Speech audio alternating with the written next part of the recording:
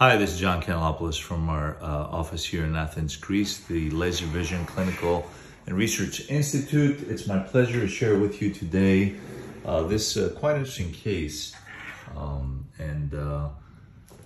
This is a 55-year-old lady who presented to us with history of thalassemia and recent drop in her vision. These are her external exams.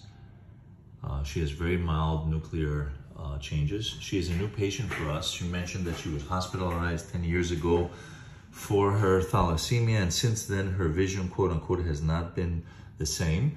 She receives blood transfusions every 20 days, so her thalassemia is considered mild, and she receives subcutaneously deferoxime 500 milligrams 4 to 5 times a week to avoid hemosiderosis from the continuous transfusions. This is her Optus Exam, and by the way, the visual acuity in the right eye that we're seeing is count fingers now, so we have a dramatic drop of vision.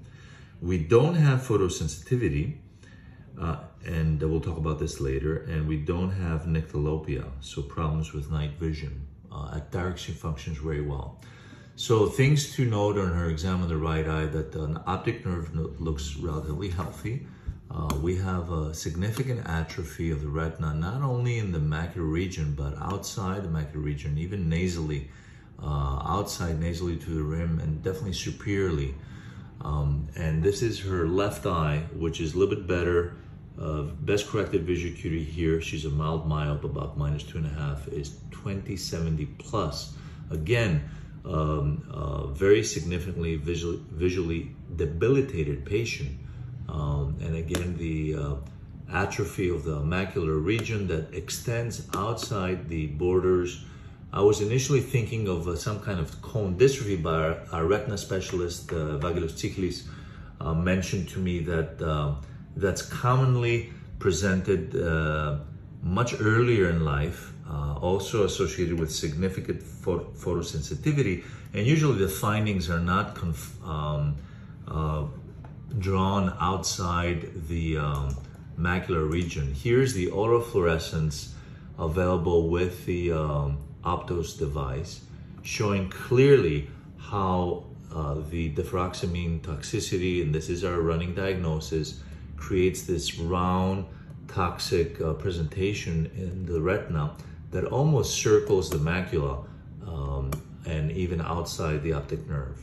And this is a right eye that's more significantly affected, and we'll look at the same images with autofluorescence at the left eye that luckily is less affected, but again, we can clearly see that the disease process is causing significant retina atrophy outside the arcades and even in the nasal area to the optic nerve. We went ahead and obtained anterior segment OCT angiography, and we can see here the OCT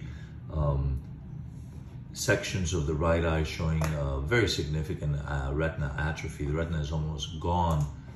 This is the same picture on the left eye, which again shows significant atrophy. There's a little bit left of the macular divot, but pretty much the retinal thickness is gone.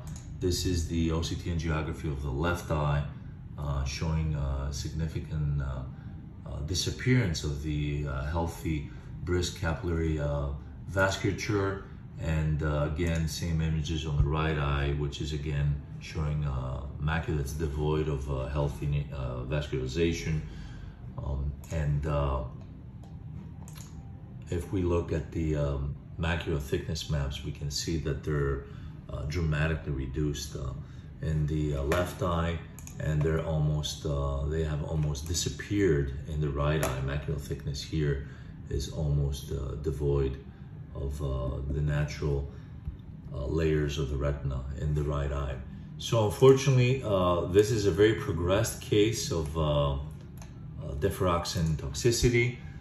Fortunately for her and our star retina surgeon, Dr. Thichlis, at least the diagnosis was made this year, and we will speak with the doctors treating her thalassemia and administering the deferoxime, of using a different iron chelator that does not have as a significant side effect this very dramatic toxicity, and hopefully she can retain her vision. We looked in the literature, and this is from Retina in 2008. These are 80 cases, 84 total cases studied, and only one, so a percentage of just 1.2% of those receiving deferoxamine showed macular toxicity, which is quite impressive on how rare this disorder is. This is another study that's available in an open access journal, and the investigators here are kind enough to share some images of the patient that they are reporting that show a much milder case than the one we were encountered, since the foveola is spared and the visual acuity is relatively good. We can see here the red-free images with fluorescein angiography in that specific patient, and the fact that the macula architecture is much better. They feel that these little findings here are evidence of hyper-reflective deposits of actual deferoxamine within the RPE, and this is the cause of the disease. And again, the vision in this patient was relatively good, 2020, 2060 and 2025. And we want to thank the authors here and acknowledge them, of course, for this report from 2014 at the BMC Ophthalmology. So, in summary, significant disease, rare.